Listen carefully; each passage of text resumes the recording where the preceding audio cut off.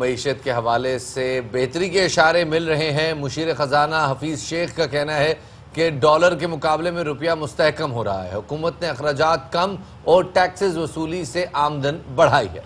और मुल्क में पहली बार 1.5 करोड़ से ज्यादा अफराद की माली मदद की गई है। विफाकी काबीना के इजलास के बाद प्रेस कॉन्फ्रेंस करते हुए मुशीर खजाना अब्दुल हफीज शेख ने बताया है कि हुकूमत करंट अकाउंट खसारा 20 अरब डॉलर से कम करके 3 अरब डॉलर पर ले आई है, जिसमें एक बड़ी वजह डॉलर की कदर कम होना भी है। If I am not wrong शफात। और मईशत की तरक्की के लिए कारोबारी तबके को मराद भी दी जाएंगी। दरामदात बढ़ी है। टेक्सटाइल के लिए दिसंबर तक के ऑर्डर्स भी मौजूद हैं। अब लेकिन शफात देखना यह है कि जो इसका ट्रिकल डाउन इफेक्ट है वो जो नीचे की मैसेज है उनको कब तक आएगा। उनके लिए तो देखिए सबसे बड़ा इस वक्त जो मसला है दैट इज इन्फ्लेशन, जो महंगाई है। और मुशीर खजाना ने इस हवाले से कल बात करते हुए कहा कि अगर 5000 अरब रुपए कर्ज की मद में अदा ना करने पड़ते तो अवाम को मजीद भी बहुत कुछ दे सकते थे। ये तमाम तफसीलात जी हफीज शेख साहब ने सामने रखी और इसमें जो पाकिस्तान की मईशत को एक बूस्ट मिला है, इसमें एक बड़ी वजह है जनाब कोविड के बाद पैदा होने वाली आलमी सूरत हाल, जिसमें तेल की कीमतें कम हुई हैं। वो एक बहुत बड़ा खर्चा पाकिस्तानी मईशत का कम हुआ है। इसके अलावा जो हुंडी और हवाले के जो नेटवर्क था उसके ऊपर हुकूमत ने ज़रा सख्ती की है। FATF की जानिब से जो मुतालबात रखे गए थे, तो हुंडी और हवाले की वजह से के ऊपर जो सख्ती की गई है उसकी वजह से जो बैंकिंग चैनल्स हैं उसके जरिए डॉलर्स का इनफ्लो रेमिटेंस भी शफात, रेमिटेंस की भी बढ़ती हुई रेमिटेंस की एक बड़ी वजह इसके साथ शामिल है। लेकिन अभी बात है कि जो 20 अरब डॉलर का जो हमें खसारा लाहक था अब वो कम होकर अब 3 अरब डॉलर पर आ गया है, यानी कि जो हमारा जो अकाउंट है वो सरप्लस में जा रहा है। और ये कितना फ़ायदेमंद साबित होगा और एग्जैक्टली अवाम तक इसके जो ट्रिकल डाउन इफेक्ट है वो कब तक जाएंगे, इस हवाले से बात करेंगे। हमारे साथ मौजूद है माहिर मईशत ज़ीशान मर्चेंट साहब, उनको शामिल गुफ्तगू करेंगे। ज़ीशान साहब वेलकम टू बाखबर सवेरा। ये बताइएगा कि हम जो 20 अरब डॉलर से कम होके जो हमारा खसारा 3 अरब डॉलर तक रह गया है, हमारा अकाउंट सरप्लस में चला गया है, ये कितना मस्बत आप पेशरफ देख रहे हैं इसको इकोनॉमी के लिए? बिस्मिल्लाहिर्रहमानिर्रहीम। देखें, ये जब गवर्नमेंट ने चार्ज लिया था, जैसे अभी आपने बताया कि 20 अरब डॉलर का खसारा था और अब जो है करंट अकाउंट्स, हम डेफिसिट सुनते रहे हैं बड़े ज़माने से, सिर्फ करंट अकाउंट डेफिसिट की टर्म हम इस्तेमाल करते थे, लेकिन अब कुछ अरसे से हम करंट अकाउंट सरप्लस की टर्म इस्तेमाल करते हैं। और आपको मैं ये बता दूं कि पिछले जो 3 महीने से जो है कंटिन्यूसली करंट अकाउंट हमारा सरप्लस है और ये पाकिस्तान की हिस्ट्री में अब 15 साल के बाद हुआ है कि एक क्वार्टर में जो है पाकिस्तान जो है करंट अकाउंट सरप्लस में रहा है। तो ये ना सिर्फ पाकिस्तान के लिए एक बहुत खुशाइन बात है, बल्कि इससे हमें ये नज़र आ रहा है कि जो पाकिस्तान की इकोनॉमी के नंबर्स हैं, ये जो पाकिस्तान की जो स्टेट ऑफ अफेयर्स है वो एक बेहतर परफॉर्मेंस पे अब आ रही है और slowly and gradually we are back on track. और अब हमें जो है मेरे ख्याल से जो है आगे बढ़ना है और मज़ीद बढ़ना है। आप ये देखेंगे कि पिछले कुछ अरसे से इकोनॉमी जो है वो बेहतर परफॉर्म करने लगी है। हो ये रहा था कि जो है पाकिस्तान अपनी एक्सपोर्ट को भी कंसिस्टेंटली नहीं बढ़ा पा रहा था, लेकिन आप ये देखिए कि जब ये कोविड-19 का सिलसिला शुरू हुआ तो इसमें दुनिया शट डाउन हुई, लेकिन पाकिस्तान जो है जो हमारे नेबरिंग कंट्रीज़ के जो ऑर्डर्स थे वो मिलना शुरू हो गए, क्योंकि चाइना बंद, इंडिया बंद, बांग्लादेश बंद, तो उनके जो भी एक्सपोर्ट के ऑर्डर्स थे वो पाकिस्तान के पास अपॉर्चुनिटी ये थी कि पाकिस्तान की इंडस्ट्रीज़ चल रही थी। हमने जो लॉकडाउन किया वो स्मार्ट लॉकडाउन था, तो उसकी वजह से अब एक्सपोर्टर्स के पास हमारे जो टेक्सटाइल जो हमारा मेजर एक्सपोर्ट है उसके पास अगले 5 से 6 महीनों के ऑर्डर्स बुक हैं, 100% कैपेसिटी पे वो लोग चल रहे हैं। तो ये वो सारी चीज़ें हैं कि जो आपकी इकोनॉमी को चेंज और टर्न अराउंड करती है। जब ये एक्सपोर्ट्स होंगी और जबकि ये टेक्सटाइल सेक्टर 100% पे इस वक्त काम कर रहा है, तो इसका मतलब है कि वो एक्सपेंशन मोड में भी जाएंगे और जब एक्सपेंशन मोड में जाएंगे तो मज़ीद एक्सपोर्ट बढ़ेगी, आपके पास फॉरेन एक्सचेंज ज़्यादा आएगा। तो जो आपका जो बैलेंस ऑफ पेमेंट हमेशा से जो नेगेटिव होता था तो वो भी अब पॉजिटिव में चला जाएगा। तो आपके आहिस्ता आहिस्ता इकोनॉमी इससे न सिर्फ बेहतर होगी बल्कि जो हमने जो कर्जे लिए हैं वो कर्जे अदायगी में भी जो है हमें बहुत ज़्यादा मदद मिलेगी। ज़ीशान साहब, डॉलर की जो कदर है उसका एक बड़ा ख़ास इम्पैक्ट है इस सारे मामले पर।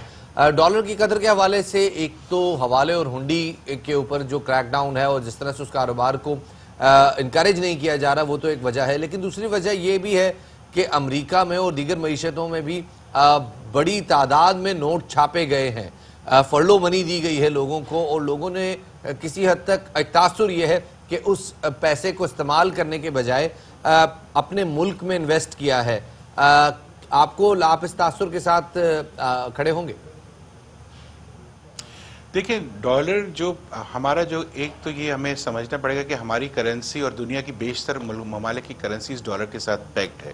अब हमारे साथ क्या बेहतर हुआ कि हमने पिछले पूरे 10 महीने में जो है हमारा जो डॉलर ना सिर्फ 10 रुपए से ज़्यादा कम हुआ, बल्कि ये एक लोवेस्ट रहा है पिछले 8 महीने में जो इस वक्त आज डॉलर का रेट है।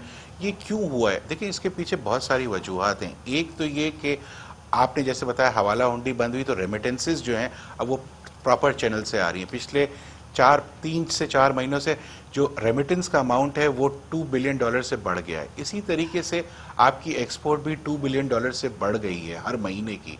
तो ये आपके पास मुल्क में जब करेंसी आती है, जो फॉरेन एक्सचेंज जब आता है, तो डॉलर की जो खरीद फरोख्त है उस पर प्रेशर कम हो जाता है। सिमिलरली इसके साथ साथ ये हुआ कि जब आपने जो ये एंटी मनी लॉन्ड्रिंग के जो कानून अभी पास किए और जो सख्ती की हैं, तो उससे जो है ना सिर्फ फ़र्क पड़ा है, आपके डॉलर को भी जो है डॉलर में कमी आई और रुपए में इस्तेकामत आई है। इसके साथ साथ जो ये एक्सपोर्ट की, जैसे अभी हम बात कर रहे थे कि जो एक्सपोर्ट जो है ना, ये ड्राइविंग फैक्टर है कोई भी किसी भी इकोनॉमी के लिए। सिमिलरली आपकी जो लोन्स जो ड्यू थी दिसंबर में, जिसकी हमें $2.5 बिलियन जो है हमें पे करने थे, वो रीशेड्यूल होके जो है अब वो जून 2021 में चले गए। तो आपको 6 महीने का कुशन मिल गया है कि आपके पेमेंट्स जो है उस पर प्रेशर कम हो गया। तो जब ये सारे प्रेशर्स, जब आप इसको चेक एनालाइज करेंगे तो इससे आपको समझ में आएगा कि जी अब आपकी डॉलर्स, अब फिर आपने देखें जो आप जैसे बात करें कोविड, यहाँ पे एक और मामला भी है। ये सारी बातें जो आप बिल्कुल बंद हुई है, ये सारी जो बातें आप कह रहे हैं, इसका डॉलर की प्राइस पे तो इम्पैक्ट पड़ा है, और बिल्कुल आप सही कह रहे हैं कि डॉलर की डिमांड का ऐसा जितना प्रेशर नहीं है, लेकिन अवाम को इस हवाले से कुछ खास रिलीफ नज़र नहीं आ रहा। उनको समझ में नहीं आ रहा कि कौन से ऐसे सेक्टर्स हैं जहां वो इन्वेस्ट करें तो उनको एक रेगुलेटेड इनकम मिल सकती है। आपको क्या लगता है कि ऐसे कौन से सेक्टर्स हैं जिनमें इन्वेस्टमेंट की अपॉर्चुनिटीज मौजूद हैं? देखिए, इस वक्त गवर्नमेंट जो है रेंट सीकिंग को डिस्करेज कर रही है। यानी अगर मैं पैसा जो है सिर्फ बैंक अकाउंटों में रख दूं और मुझे उससे पैसा मिलना शुरू हो जाए, तो इसको गवर्नमेंट इस वक्त डिस्करेज इसलिए कर रही है कि जब तक वो पैसा आइडल पड़ा रहेगा तो आपकी इकोनॉमी में कंट्रीब्यूट नहीं करता। जहां आप उसको किसी ऐसी चीज़ में, जैसे कंस्ट्रक्शन एक्टिविटी को बहुत ज़्यादा इस वक्त फोकस है गवर्नमेंट ऑफ पाकिस्तान का, आपकी जो इंडस्ट्रियलाइजेशन है उस पर बहुत ज़्यादा फोकस है।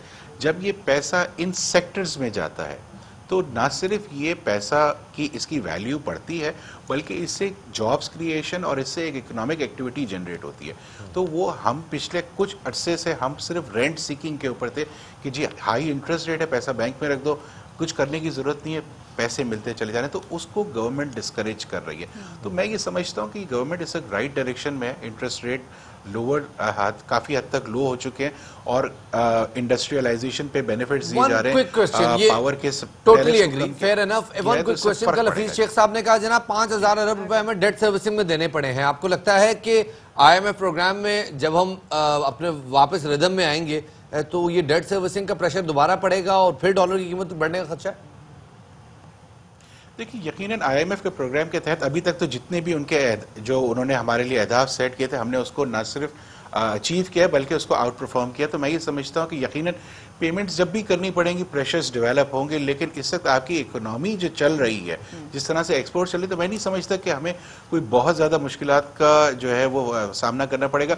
सिर्फ कंसिस्टेंट पॉलिसीज़ और पॉलिसीज़ वो जिससे आपकी इंडस्ट्रियलाइजेशन बढ़े, आपकी इकोनॉमी टर्न अराउंड हो।